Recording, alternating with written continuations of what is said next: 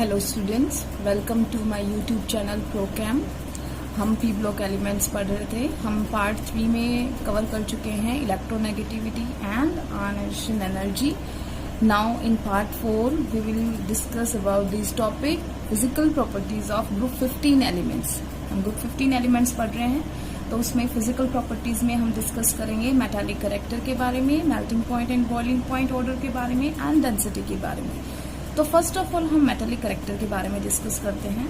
तो पहला metallic character,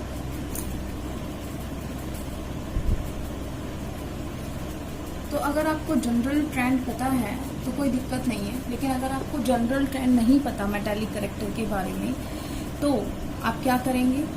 metallic character, metal कोई तब होती है जब वो लॉस ऑफ इलेक्ट्रॉन दिखाए। फॉर एग्जांपल सोडियम है, उसके पास एक एक्सेस इलेक्ट्रॉन होता है तो वो एक इलेक्ट्रॉन लूज कर देती है, इसी वजह से वो मेटल कहलाती है। जो नॉन मेटल होते हैं वो गेन ऑफ इलेक्ट्रॉन दिखाते हैं, इसका मतलब वो इलेक्ट्रॉन एक्सेप्ट करते हैं, लेते हैं। इसका मतलब मेटालिक कैरेक्टर, अगर हम ये कहें कि अगर मेटल अच्छी कब होगी, जब बहुत कम एनर्जी लगे और वो इलेक्ट्रॉन लूज कर दे। जैसे आपने सुना होगा द मोस्ट इलेक्ट्रोपॉजिटिव एलिमेंट कौन है, सीजियम, बहुत अच्छी मेटल कही जाती है। इसी वजह से सोलर प्लेट्स वगैरह में भी इसका इस्तेमाल होता है। अब बात करते हैं हम मेटालिक कैरेक्टर की। तो अगर मैं ये कहना चाहूँ कि अगर आयनाइजेशन एनर्जी ज्यादा है तो मेटालिक कैरेक्टर शुड बी, बताओ, शुड बी लेस और मोर। पजल मत हो। आयनिक कैरेक्टर या मेटालिक कैरेक्टर हम बात कर रहे हैं, कोई मेटल तब अच्छी कही जाएगी जब उसे जल्दी से इलेक्ट्रॉन देना आए। इसका मतलब बहुत कम एनर्जी लगी हो, वो अपना इलेक्ट्रॉन लूज कर दे। इसका मतलब कम आयनाइजेशन एनर्जी होगी तो वो एक अच्छी मेटल होगी। तो मेटालिक कैरेक्टर इंक्रीज करेगा कब, जब आयनाइजेशन एनर्जी क्या करेगी, डिक्रीज। ठीक है, तो इसका मतलब ये दोनों एक दूसरे के क्या हैं, अपोजिट कह सकते हो आप इनको। That is inversely proportional. अगर आयनाइजेशन एनर्जी कहीं पर ज्यादा है, इसका मतलब बहुत एनर्जी लगानी पड़ रही है उसका इलेक्ट्रॉन निकालने के लिए, इसका मतलब वो एक अच्छी मेटल नहीं हो सकती। तो अगर आपको आयनाइजेशन एनर्जी का ट्रेंड पता है, ये आप उसका मेटालिक ट्रेंड भी बता सकते हो। तो आपको तो पता है क्योंकि आपने पिछले पार्ट में यही किया था।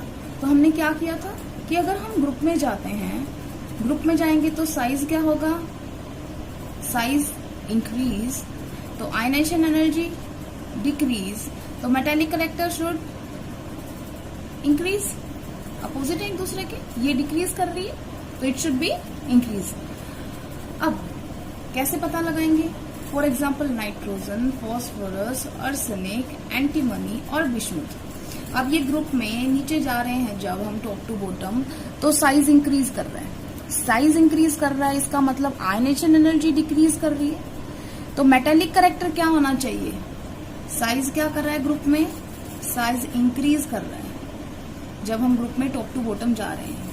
तो आयनाइजेशन एनर्जी क्या होनी चाहिए, आयनाइजेशन एनर्जी क्या कर रही है, आयनाइजेशन एनर्जी डिक्रीज कर रही है। कम मेहनत लगेगी, कम एनर्जी लगेगी इलेक्ट्रॉन निकालने के लिए, तो मेटल अच्छी कही जाएगी ना। मेटालिक कैरेक्टर क्या हो रहा है, इंक्रीज हो रहा है। ठीक है, तो इसका मतलब जैसे आपको पता होगा nitrogen and phosphorus are non metal,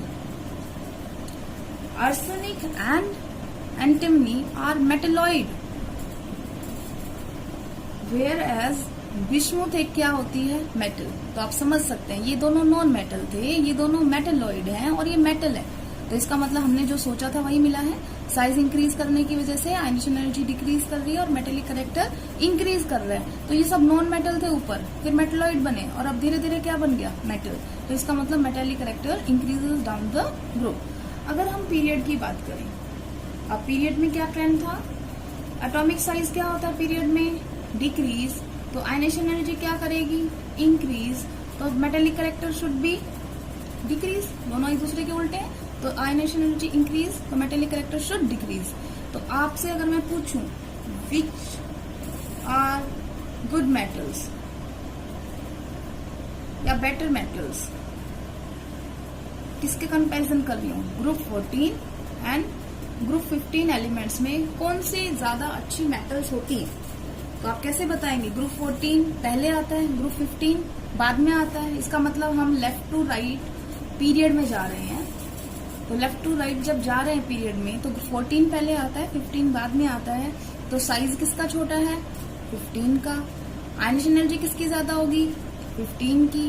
तो मेटेलिक कैरेक्टर किसका कम होगा? इसका मतलब अच्छी मेटल कौन है? ग्रुप 14।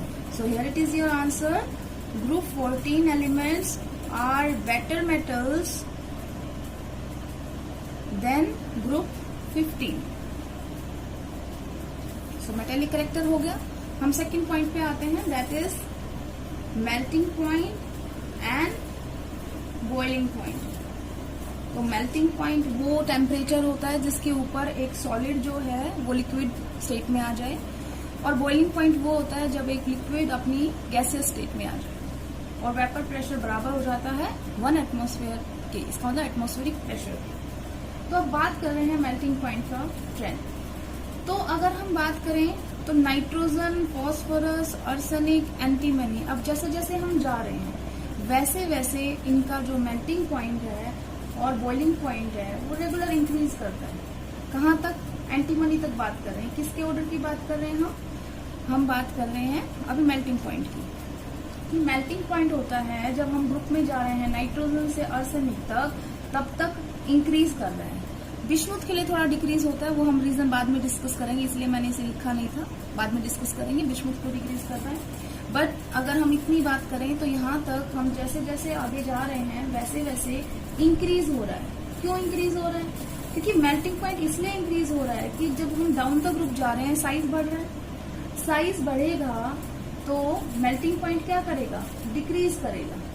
लेकिन अब यहाँ पर एंटीमनी के बाद में जो विषमुक्त आ रहा है, पहला तो रीजन समझ में आ गया, जो यहाँ तक इसकी बात ही नहीं कर रहे हैं हम, इसको छोड़ दो आप।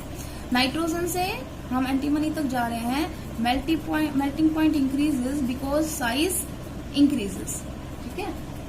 और मेल्टिंग पॉइंट में जो डिक्रीज आया एंटीमनी के बाद विषमुक्त में, वो इस वजह से आया है क्योंकि इनर्ट पेयर इफेक्ट हो जाता है। इनर्ट पेयर इफेक्ट क्या होता है? जब जो 2 इलेक्ट्रॉन है एस वाले वो पार्टिसिपेट करना बंद कर देते हैं।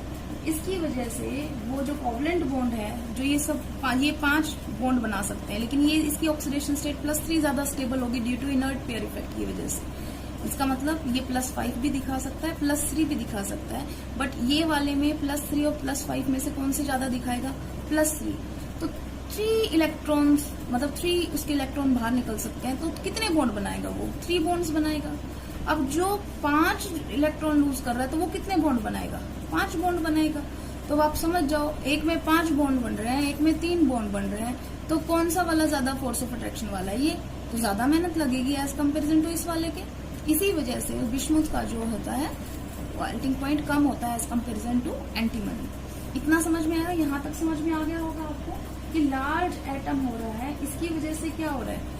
मेल्टिंग पॉइंट का ट्रेंड जो होता है, हमने बोला जब हम ग्रुप में जाएंगे top to bottom size increase हो रहा है।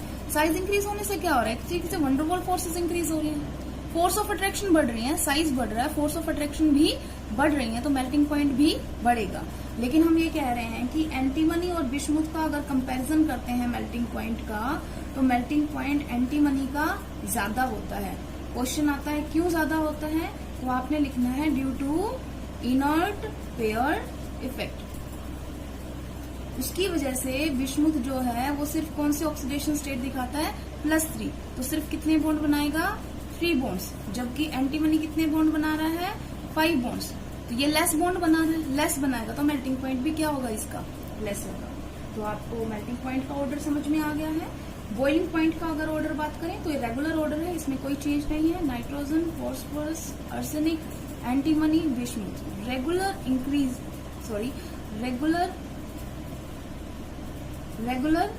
इंक्रीज है बॉइलिंग पॉइंट के अंदर।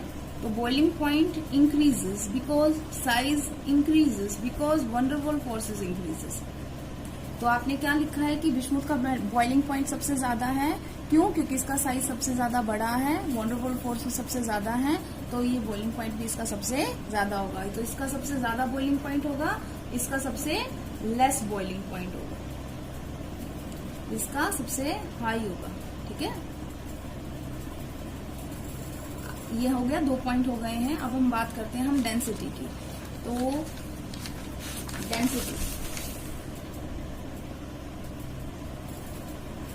सो डेंसिटी एक्चुअली क्या होती है? Mass by volume. हम डेंसिटी का अगर फॉर्मूला लिखें तो डेंसिटी होती है मास बाय वॉल्यूम।